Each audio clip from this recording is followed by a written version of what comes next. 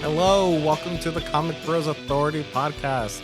I'm your host, Andre, and with me is my ugly twin brother, Miles. Hello, hello. Sorry. I had to let the people know that I'm the pretty one. You're just like constantly bullying me more and more as we do our intros. Well, you know what they say. The show must go on. Anyways, hello. Welcome to this week's episode. Miles, what are we reading?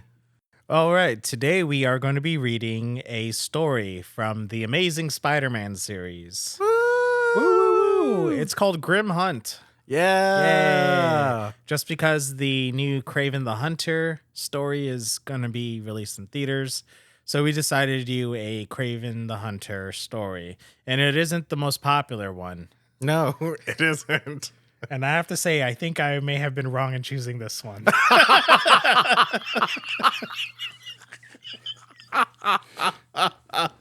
Oh, yeah. I would have to agree because as I was reading it, I was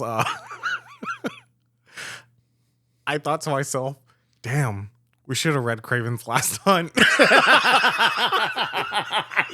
I was thinking the same exact thing too.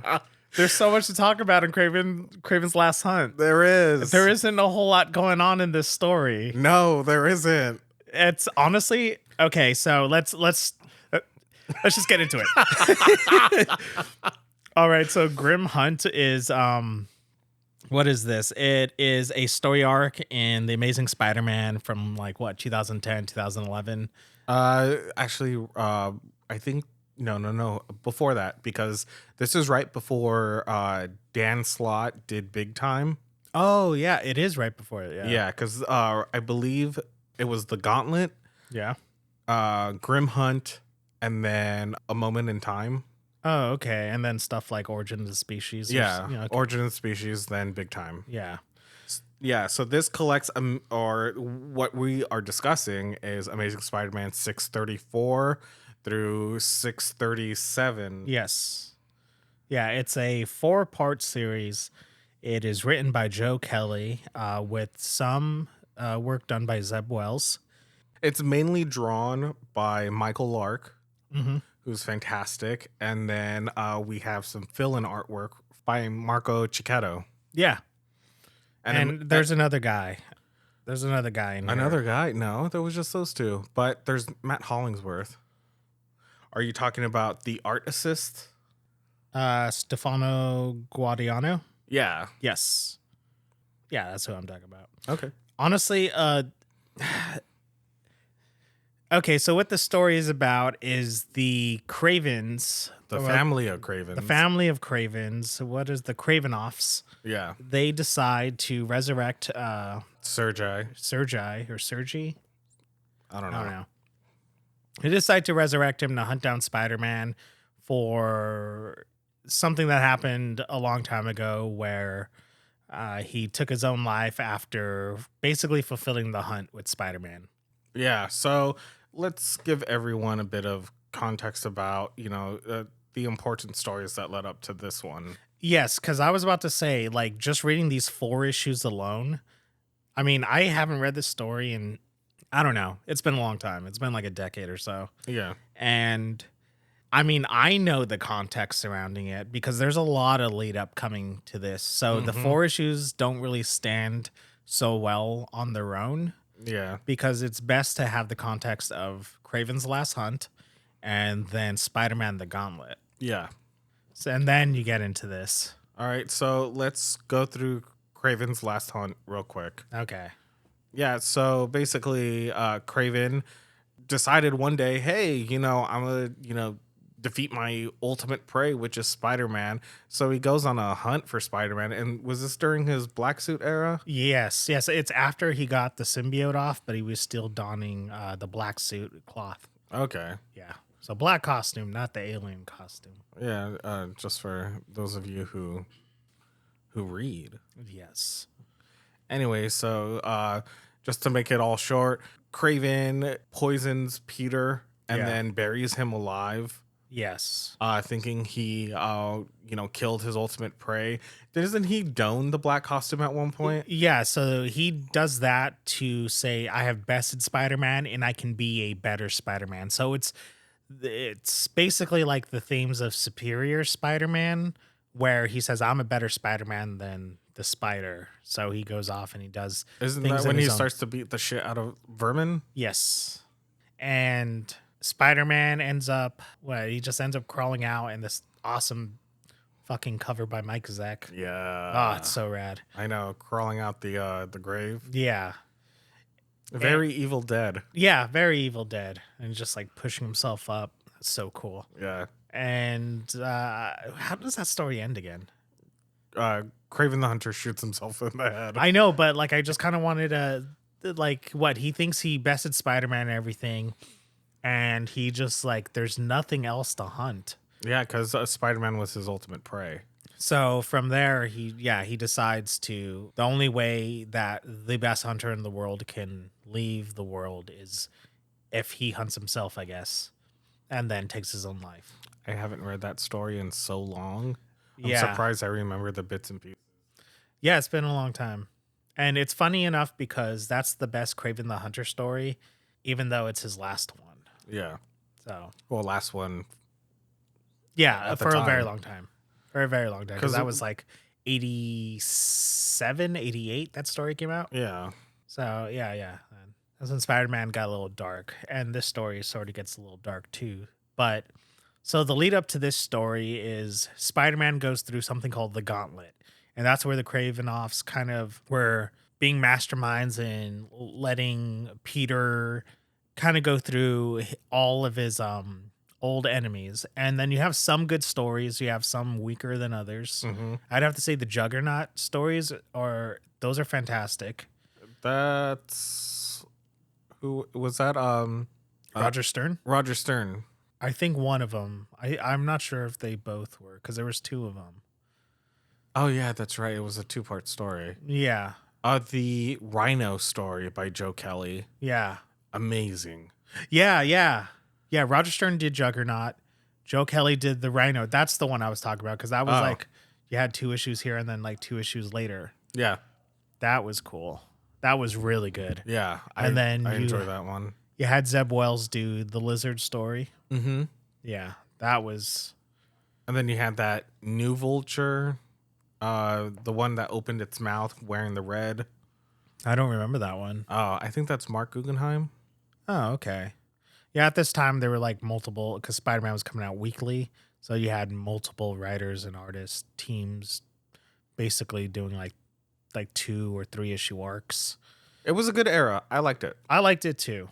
That was when we got to Spider-Man a little bit before, but yeah, it was good. It was good. I liked it for the most part. Yeah, so Joe Kelly returns to write the arc of Grim Hunt, Yeah, which I was excited about because I enjoyed Joe Kelly writing Spider-Man. Yeah. He's funny. He's hilarious. Yeah, so yeah, this is basically a culmination of that thing, kind of like how Nightfall is, where Batman goes through his rogues gallery and then finally like confronts Bane and then Bane breaks his back. Yeah. So yes, this is going to be a spoiler warning, of course. Yeah, as we do. spoiler warning. Yeah, I was just listening to our episode and we got the spoiler warning at the end of the episode, so I want to preface this with spoilers. We got to start putting that in the script. I know. Yeah. Right at the beginning. So where we find Spider-Man is that he is weary. He has swine flu. How dated is that? Yeah. H1N1 come through. Yeah, I was like, oh my God, like that is so crazy. Yeah. Out of everything that we've been through in the last 8 years alone. Yes. And he has swine flu. So he's dealing with that. And his clone comes up beaten, bloodied at his doorstep. And he's just kind of wondering like what the hell's going on. Which then he finds out like, oh, it's the Kravinoffs. They're after the spiders, the web of life. And it kind of falls into that spiritual side of Spider-Man. Yeah. that was introduced in the J. Michael Straczynski run Mm-hmm. with Ezekiel. I mean, Moreland and Ezekiel. yeah.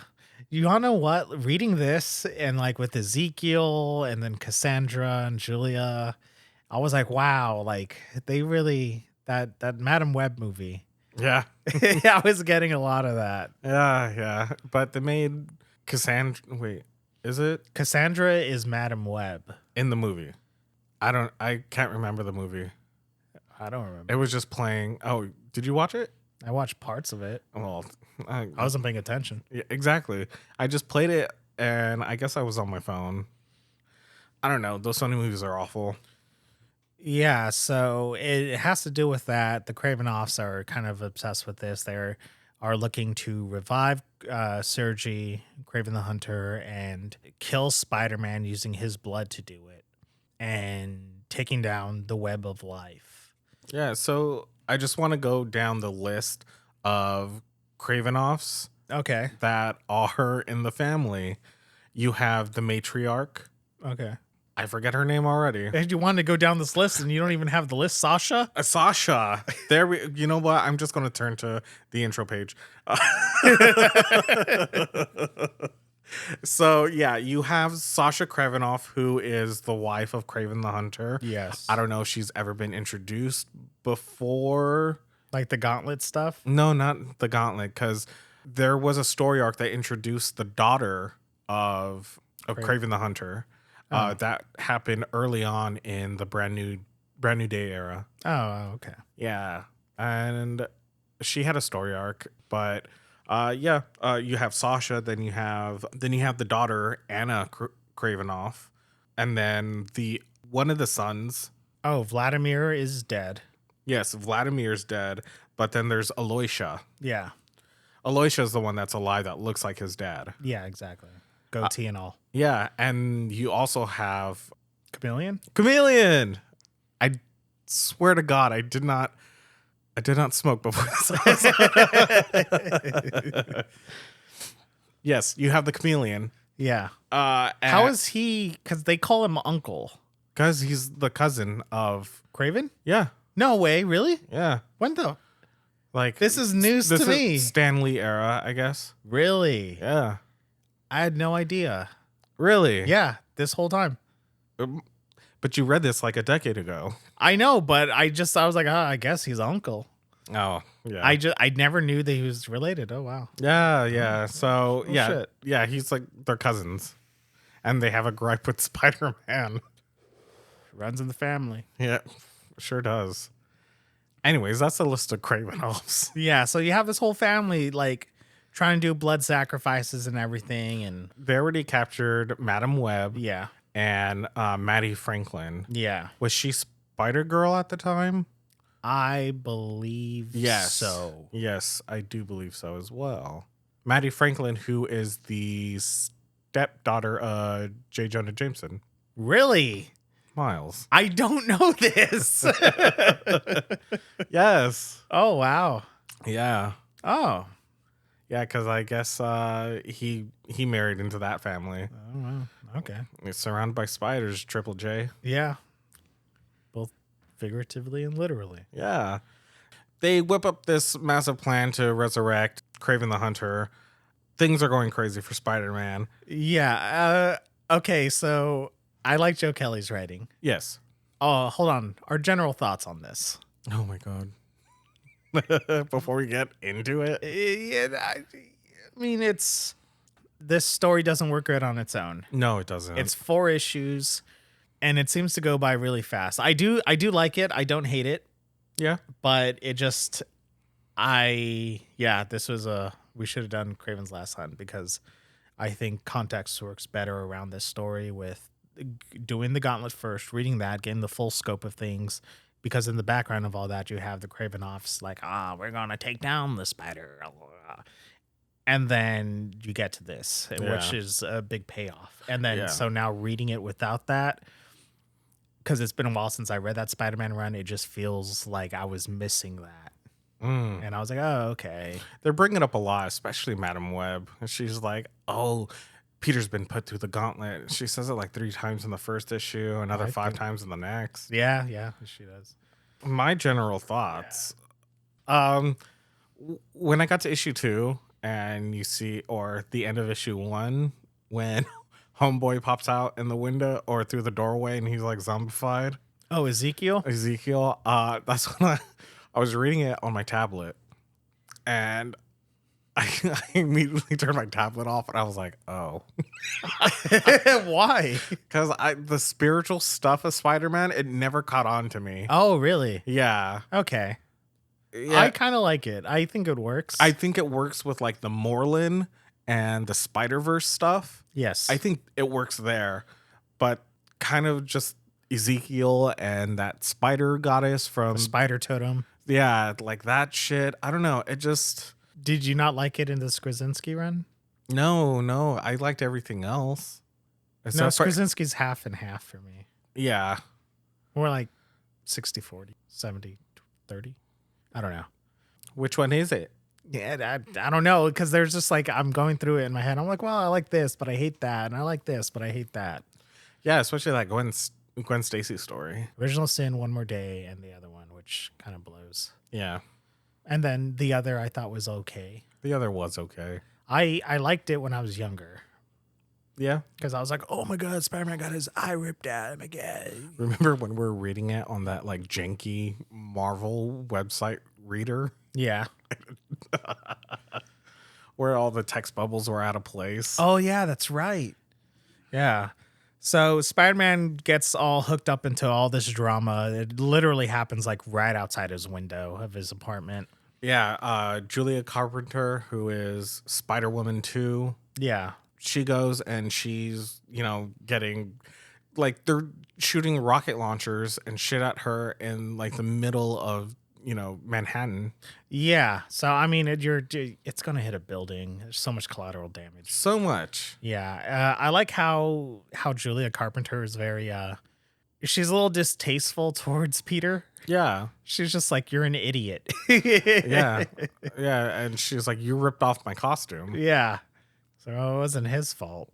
It was the alien. It was the alien. Well, because he liked her costume so much. Oh, yeah, that's right. Because he was thinking about the costume when the alien changed it. Yeah.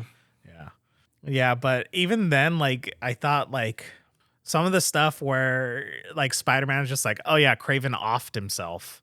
And I was just like, can you be a little bit more sensitive to that, Spider-Man? Jesus Christ. Well, I guess if someone's trying to kill you, you don't really have that much empathy. You're just like, screw it, whatever. I mean, the dude tried to kill you, buried you alive. Yeah, didn't he like pretend or like almost seduce Mary Jane or something in the story? Oh, gross. Yeah. I don't remember, but I'm sure. All right, don't take my word for that, folks. I have to reread the story. I'm going off of memory here, so. Yeah. It's a story I read a long time ago in my early comic book reading. Yeah. Yeah, they kill Maddie.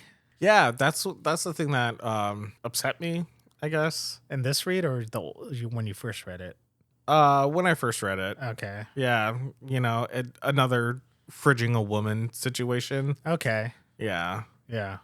But I guess there aren't that many like Spider-Men at the time because Miles wasn't introduced yet. He wasn't even created yet. Can we go down the list of Spider people? Oh, there are so many. All right, so you have Spider-Man. Peter Parker. You have his clone, Kane. Peter Parker. So Kane is the disfigured, he's the evil clone from the Clone Saga. The original from the 70s, right? No, that's still Ben. No. There was an original. I know there was an original one. Yeah, but That's Jerry Conway, I believe. yeah, but I'm saying he had that clone in that one. That didn't you ever read like the Lost Years?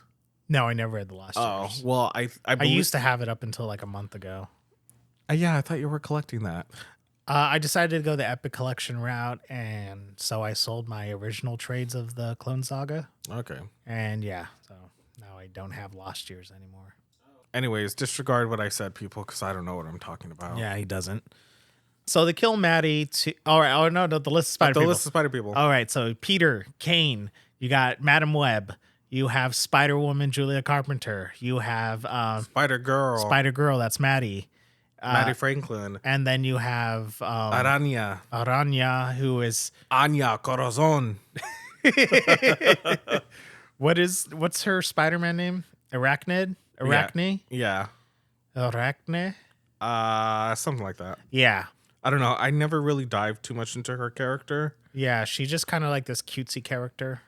Yeah, with goggles and tank. Jean shorts. Yeah.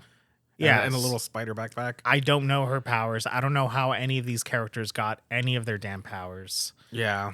So hold on, like Julia Carpenter's Spider-Man, is she supposed to be like the true Spider-Woman? Because Spider-Woman, the other one, the one in New Avengers, she's not really Spider-Woman. She is Spider-Woman. No, I know, but like she's not like a spider character.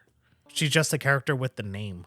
Well, they changed that in like 2005 with that Brian Michael Bendis series that was drawn by the Luna brothers, where she was living in London with her parents. Her father was experimenting on spiders, and yeah, I remember that now. Yeah. But her father was experimenting on spiders and was her mother researching Spider-Man's in the Amazon right before she died? Yeah. But he was being funded by Hydra. Oh, so that's how the Hydra thing, and she became a secret agent. Because she grew up as a Hydra agent. Okay, for sure. And then she became Spider-Woman, lived in San Francisco as a PI. Yeah, and okay, I just read that in Claremont's X-Men. Yeah. I'll get to that after. Yeah. So yeah, they kill Maddie Franklin to revive Vladimir, who's now this giant lion beast thing. Yeah. All he does is grr. Yeah, all he does is grr. And let's see. And then backups. Yeah, I didn't. Did you read the backups in this one? Yes, I did, because it was written by J.M. DeMatteis. Yeah. And I like his work a lot. Same. Guy's funny. Oh, yeah. So you find out Ezekiel is like some, I don't know. What is he, like an illusion? Oh, it's Chameleon. It's Chameleon. No. Yeah, so Ezekiel pops into the door, gives a bunch of exposition about the Kravinoffs and why they're hunting spiders. Yeah. Peter can't believe it. He sneezes. Because he's sick, remember? Yeah, which he doesn't stop letting you know. Yeah. Yeah, and Cassandra is like, the web is broken. You know, it's going to be broken even further. Kane gets a haircut. Yeah, Kane gets a haircut. And he looks just like Peter. Who knew? But yeah, that's where he does the old Kansas City switch. Spider-Man is buried alive once again. So them thinking they captured Spider-Man, resurrecting Kraven the Hunter. It turns out, oh no, it was Kane the whole time. Who could have seen that coming? Oh my God. You know what? I figured it out back when I first read it. Same. It wasn't that hard. Nope. I was like, they can't kill Spider-Man. Yeah. Even like back then, 16-year-old me was like, they can't do that. No, you can't kill. I mean, Captain America died, but he came back. They always come back. Superman. Not Uncle Ben. That's all the time we have today, folks. Yeah, so, and then Kraven's back, but everyone's worried about his mental state because he was crazy right before he died. He came back and he's just kind of a dick. And Well, Chameleon was just like, guys, remember, this is the guy who shot himself in the fucking head. Yeah, he was right. Yeah. He was just like, dude, like, are we sure we're going to trust this guy? Because he's just kind of, crazy right before he died, and we just resurrected him from that point, so he could still be crazy. Yeah, but his family's fucking crazy. Look at his daughter. She's like a fucking serial killer. Yeah. And I like the way when Vladimir the Beast was going to attack Aranya, and then he was like, no, he just starts like punching him and breaking his arm, and like, he just maims his own kid. Yeah, and then he's just like, you don't do that. And then everyone's just like, yo, what the fuck? And Chameleon's like, Exhibit A. Yeah, so I mean, like I said, like we're like halfway done with this fucking story already. Yeah, I mean, because it's so easy. It just treads along so well. Yeah. And I'm not saying that, like this is a bad story. No, it's just like doing it, like I said, doing it on its own in a vacuum just doesn't work. There's about like 20 issues that you have to read before. This is like it starts at issue 34. The Gauntlet started around 612. 612. Yep. Well, there you go. Yep. There's like 20 issues of build up until this point. So yeah. But I do like, who the hell was the editor during this? Because they were genius for getting both Michael Lark and Checetto to be on this. And damn, do they complement each other so well. Yeah, I have to give praise to Matt Hollingsworth and his colors. Yes. This is when I first started to really like Mark Checetto's artwork. Yeah. I guess he did Daredevil Shadowland. Oh, really? He did that era of Daredevil, which I loved. Shadowland? No. The art. Oh, the art. I didn't like the story. I like the art. Okay. But yeah, Checetto and Michael Lark really handle everything so well. The thing about Michael Lark is that he's really good at doing just regular people. Yeah, he's in the same line of Sean Phillips. Just about to say that. Yeah, because I know Michael Lark worked with Ed Brubaker before. Gotham Central. Yeah, Gotham Central and Scene of the Crime. Oh, yeah. Didn't he work on that with Sean Phillips too? He did. All the three of them. Yeah. Yeah, and yeah, that's why it's just like some of the stuff I see, like the facial features kind of reminds me of Sean Phillips' work. Mm-hmm. And yeah, but yeah, definitely the colors helps it make the art feel more. It was so moody. Yeah, it makes it feel more consistent. Whether like, and that's like the problem with some of these books where sometimes you just have like multiple artists and it just doesn't look the same. Like we talked about in Superman War World, like all those artists were so different. The styles were so wildly different from each other that it just kind of like, it was jarring. yeah, like taking away all that was jarring. But like when you got to Checetto and I think it's pronounced Checetto, right? Checetto, whatever. Checetto, I don't know. But yeah, you get apologies, sir. Apologies, and I love your work. But big fan. But yeah, so you switch between the two, and I don't have a problem. It's seamless for me. I think because their artwork is very dark and reminiscent, because even if you take away the colors of it, there's a lot of shadowing in both of their work. Yes. And I think that's what makes it work, and it's not, jarring. Yeah. When you switch it up. I have to say, big props to Marco Checetto for that page of Spider-Man just hung up on the wall with the knives in him. Yeah, that's a good one. But this one is my favorite. Oh, Sexy Kraven. Sexy Kraven. Mm. Yeah, that's... Don't get me wrong. Love a big, strong Russian man. Oh, okay. I'm just thinking about Putin on a bear or something. No, but yeah, like that whole thing, that pose of him just kind of slouched in his like throne of like skulls and shit. Like it's so cool.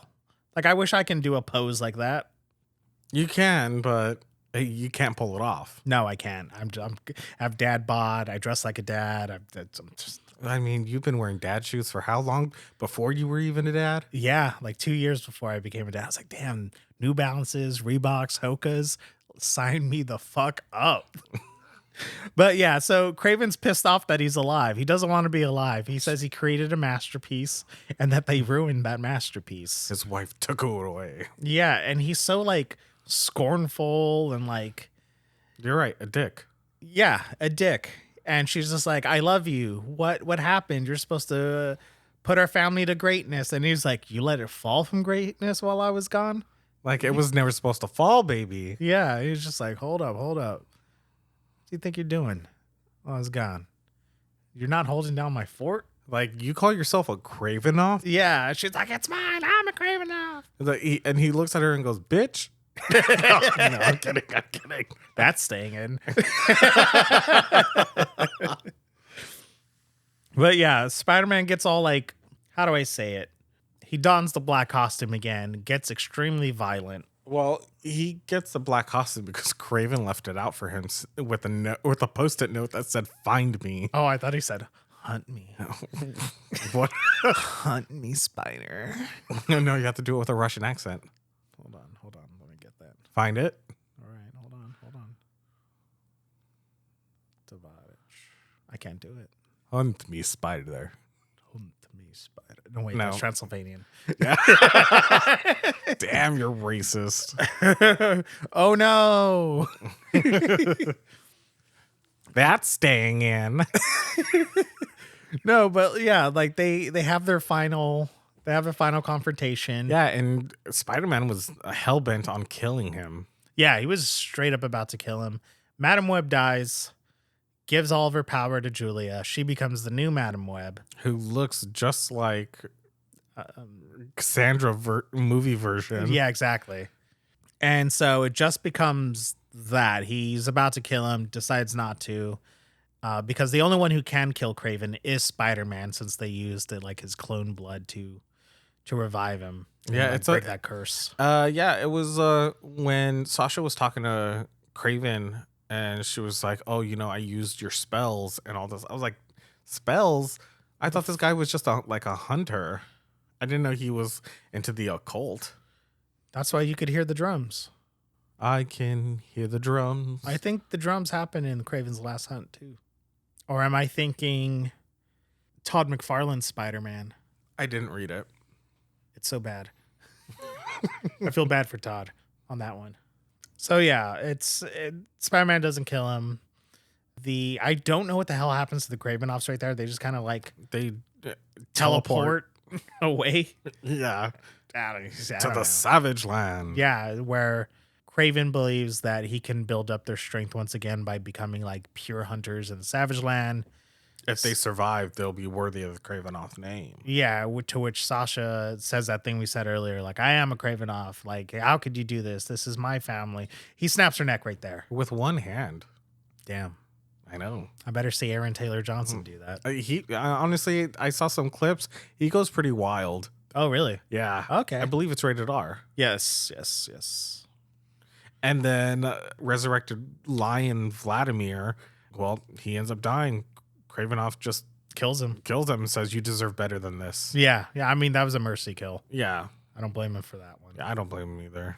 Yeah. And If I saw my kid resurrected as a damn lion, I'd be like, what the fuck? yeah, I just kind of just leave it as is. I'm like, all right, whatever. You're dead. Yeah.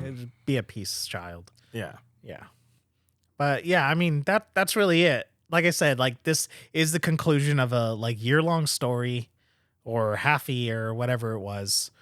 And so there's not really much to say else besides that whole recap. And yeah. Yeah, honestly, the fact that you have to read a lot to get to this point, it's not like That's why it doesn't work in a vacuum. Yeah, it's not, and this is supposed to be like a mini event within the comic. Yes. It doesn't really hold up like that. The art does tend to suffer towards the end on Michael Lark's part.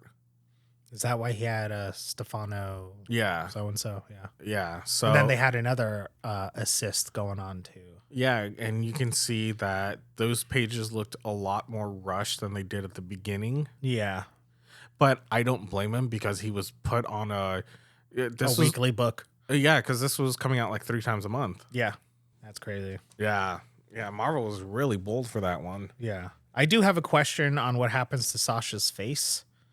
Remember when Spider-Man grabs it? Yeah. And then there's just blood in that panel? Mm-hmm. I don't get it. What happened? What did he do? Did he He used his sticky fingers on his face and then ripped off her skin. Is that what happened? Yeah. Okay. Yeah. And then that's why you see like the hand mark on her face in the Savage Land. Yeah, I noticed that. I was just kind of like, where the hell did that come from? And also him, where she thought she saw Kraven, but it was actually Spider-Man. And everyone was like, how did you do that? And he's like, anger makes you do things. Yeah, I didn't get that part either. I had to like double I was read. like, I was like, what's going on?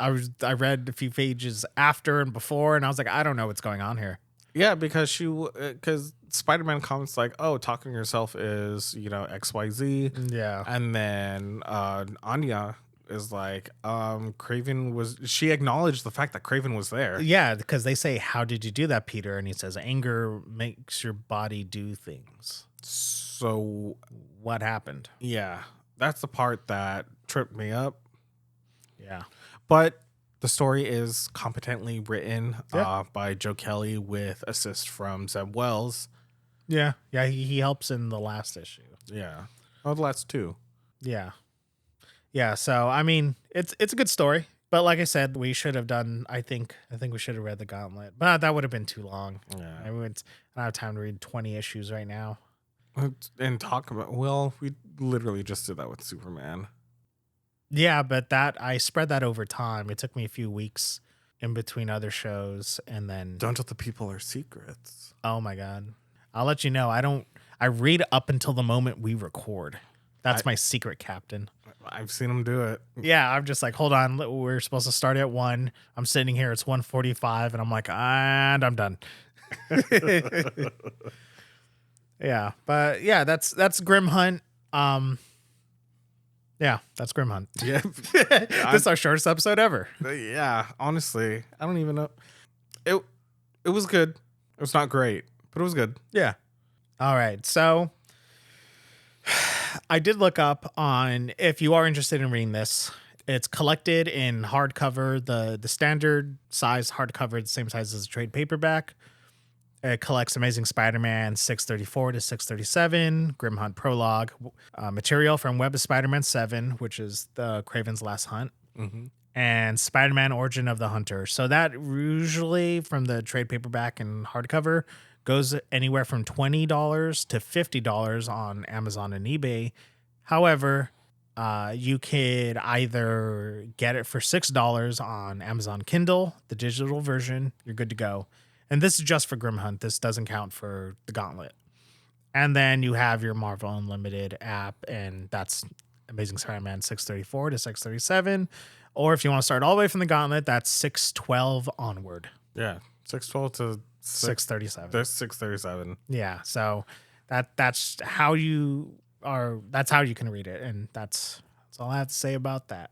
Well, same here. I don't really I finished it and I was like, well, yeah, that's it. Yeah, I think, yeah, if we did Kraven's Last Hunt, I think it would be more engaging conversation. I think I'd have a lot to say about it because that book sticks with you. Yeah, it really does. Yeah, even though I can't really remember that the artwork, and Mike Zeck is just Mike Zeck's perfect. God, he's just, too bad he's retired. I know. He retired so soon. Damn. Yeah, he doesn't do commissions, doesn't do anything. He's Nothing. He's out of the game. Oh, well, you know what? Hopefully Marvel's paying him royalties. Yeah, because that Marvel Superhero Secret Wars. Yep. Yeah, Secret Wars, and then they just released the facsimile of Web of Spider-Man 7, as well as the cover for it is now poster. I saw it over at Amazing Comics. Oh, sweet. Yeah. Oh, yeah. Bye. You can find us at our socials at Comic Bros Authority on Instagram, TikTok, or you can send us an email if you have any questions, comments, or concerns at comicbrosauthority@gmail.com. And if you like our podcast, even if you don't like it, go ahead and leave us a comment, see how we can spice things up a bit. Yeah, we try. We try. Leave us a review. That is greatly appreciated. It helps us reach the audience that we want to reach. Thank you. Yeah, I just saw our Spotify Wrapped. How'd that go? Because I didn't log in and look. Oh, well, the Spotify Wrapped wasn't detailed this year as it was in previous years. Yeah, what's going on with that? I don't know. They use AI. Oh, of course. Yeah. But we have a listener in Russia. Oh, we do. We do. Oh, hi. One listener. Hi. Hi, Russia. Hi, how are you doing? All right. Yeah. Yeah. People. Where else, Andre? Oh well, the Spotify Wrap. Yeah. Yeah. We mainly have a female-dominated audience. Oh, we do. We do. Oh, that's interesting. Yeah, I know. Wow. Yeah, and it's giving me demographics. Oh, okay. So basically, the age range of late 20s to 40s. Oh, okay. Cool. Yeah. Oh, wow. We're a hit with the ladies. Right on. Hey. Hey. Oh, That's interesting, huh? yeah. Oh, wow. Thank you, ladies. Thank you. And the gentlemen, too. I know you're out there. Thank you. But I see you. I hear you. I love you. you are justified and ancient. Yeah, before we leave, Andre, since this episode is like really fucking short, What's up? what have you been reading lately? Ooh, God. To be honest, I don't think I read a whole lot this last week. Absolute Wonder Woman. Oh, fantastic stuff. Oh my God. God. It is so fucking good. Jeez, man. I feel like that first issue is one of the best first issues I've read in a very long time. Mm-hmm. But the And second then- issue was even better. Yeah, second issue gets awesome. Yeah.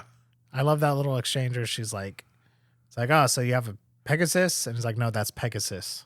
It's like, a Pegasus? No, the Pegasus. It's like, wow, that's awesome. Yeah. Metal. And it's all bones. Yeah. Feel bad for the artist drawing that. Yeah. Yeah, but Hayden Sherman is killing it on that artwork. Yes, yeah. Yeah, I went to their profile. And, Oh, really? Yeah, because I was just like, who is this person? Went and I looked. Amazing. And apparently they're doing a Batman story with Dan Waters coming out soon. Oh, yeah, that's right. Yeah. Yeah, Dan Waters, up and coming. I was talking to Wendy at the shop. She was just like, that's a writer to look out for. I think he's taking over Nightwing right now, right? Yes, Nightwing. And he also did The Creature from the Black Lagoon with Rom V. There we go. So what I've been reading lately, besides No one asked. Okay. See you guys later. Bye. Bye. Go on. I'm sorry. Go on. No, I just read Matt Kent's Mind Management. How was that? Holy crap. It was great. I Good. just read the first omnibus, which collects his first 2 volumes, like the first 12 or so, Oh, okay. or 10 issues. I don't know. They don't have issue numbers in there, and I didn't really care to count. I was just fully enthralled in it. It reminds me of something very high concept, like a Christopher Nolan movie, and also like Scanners. Do you remember Scanners? Yeah. Do you know how like that movie's about like psychics and it's like corporate espionage? Mm-hmm. It's that. Okay. It's not corporate espionage, it's just plain espionage, but with a division of spies that use psychic abilities, and it just sort of unravels as you go along, and every part of the page isn't wasted because you get new information from the story that fits into these issues. So the borders of each page are lined up with the guidebook of how to be an agent of mind management Mm-hmm. or mind MGMT. And at the top, you have more of that stuff saying everything within these borders you have to listen to. And then, so every book, every issue it's kind of bookended with like history of the Bureau and history of different people who have different abilities. So you get people who can heal themselves with their mind, other people who can make you forget, other people who are more like empaths that can make you like turn into a giant rage monster. And it's so crazy. It's so good. And it's really well done. The artwork is very scratchy. Oh, love it. Yeah. It's the faces aren't like too well defined. It's not, I don't think it's Matt Kent's best drawn work, Mhm. but it holds up for the kind of story that it is. And I really enjoyed it. And then also they have ad pages in there, which ties into the story as well, because you have people who can write ads to influence the masses, kind of like that movie They Live. And yeah, so you get these ads and it's so crazy. It's like there's no wasted space at all in this damn book. Okay. I know he wanted it to be super long, like a super long ongoing, but it's only 35 issues. Okay. So he just sort of decided to do all that stuff to just kind of fill it out instead of wasting like issues with like different characters and backstories. He was just like, all right, it's just you have it for like 3 pages here. You have an ad. You have this. You have it done in exposition. It's just so well done, and I can't wait to keep reading it. So Okay. Yeah, I mean, I've heard about it, but I've never picked it up. yes, it's really good. I highly recommend it. Speaking of mind management, did you see that an early video of MGMT has came out where they announced themselves as management? Yes. I've been saying it wrong for the last 20 years. I've been calling him MGMT for so long. Yes. Forever. But I did see that video where they're playing at the college. Yeah. I saw that like forever ago. Yeah. And that's when I first started getting into them. That was like at the end of high school when they came out with their Yeah. Did But I tell yeah. you I met them? Really? Yeah. Oh, you went to the listening party, right? Yeah, it was the blindfolded listening party to their new album. Oh, sweet. Yeah, and then there was a Q&A with them, and then afterwards what did they sign? I forgot what they signed of mine. Are they weird? No, They're normal. they're normal. Damn. But I straight up went to like each one of them. Oh no, I didn't get anything signed. I just got pictures with them. Oh, okay. So when I went up to them, it was like one by one. Yeah. And then I was like, hey, I've been listening to you for the last 20 years. And they're the look on their faces. They're like, whoa, 20 years. And then I was with Joaquin. So then Joaquin pulls me aside and he's like, they've been playing for like 19. And I was like, oh, maybe that's why they were making those faces. They're probably just like, wow, they've been doing a long time. Yeah. Let's see what else I've been reading. Superhero shit. Avengers. Okay. Jed McKay's? Yeah. Okay. And Valeria Skidi. He's the new regular artist. Okay. It was a good issue. It was Avengers vs. X-Men because Jed McKay is also writing X-Men. That's right. Yeah. But it wasn't what you think. Guess what? Uh, They play baseball. oh my God. Yeah. Yeah, so it was Avengers vs. X-Men baseball. They're using powers. Oh, okay. And they have a sit down. And it's nice because there's a great character moment between Carol and Scott. Yeah. Captain Marvel and Cyclops. And they are talking about like how everything has been going down. Just the world's going down the fucking toilet with everything, with the end of Krakoa, with the blood hunt. Yeah. And Carol, she was like, I have, information on what Kang is going to do and what he's putting us through at the moment. And she's like, can I count on the X-Men? And, she mentions a long history. She was like, there was one time where I called myself an X-Men. Yeah. Yeah. And then I just got to that part in Uncanny X-Men. Yeah. And Scott was like, yeah, you were an X-Men and, you're really close to us, your family. Yeah. Good. So it's really nice to see Jed McKay bringing that history, and because a lot of people seem to forget that. Yes. That Carol Danvers and Jessica Drew, Misty Knight, they were all really close with the X-Men. Yeah. Because Misty Knight was roommates with Jean Grey. Yeah. Jessica Drew had the X-Men staying with her. Yeah. Yeah. Around Secret Wars 2. Yeah, that's right. Yeah. Yeah, and then the X-Men helped Carol after the abysmal fucking Avengers 200. Yes. Yeah, and then the Avengers Annual number 10. Yes. Yeah, so they helped Carol through all that trauma and all the rogue stuff. Yeah. So, I mean, and shit, and Carol was traveling with, Scott's dad in space for a while. Yeah, yeah. It's binary, right? Yeah. Yeah. There's which that's a perfect segue into what I wanted to talk about with X-Men, because I'm currently going through the Epic collections of Chris Claremont, and because when I started Chris Claremont's X-Men, I started at issue 189. Damn. Yeah, and then I went all the way to there's like a whole 90 issues before that. Yeah, I know. So. And then I stopped reading X-Men at Onslaught Saga. And that's well after Chris Claremont leaves the book. But yeah, I just in Epic Collection number 7. I Magneto, that one. Yeah. Yeah, that's his like third book, Chris Claremont's. And so in there, you have collected Avengers Annual number 10. So that's when Carol Danvers joins the team. When they first meet Caliban, they're hanging out with. Is this where Caliban steals Kitty? Yeah, and they're hanging out with Jessica Drew. Yeah. Yeah, and they're all at a party and shit. Yeah, because they're, oh, God.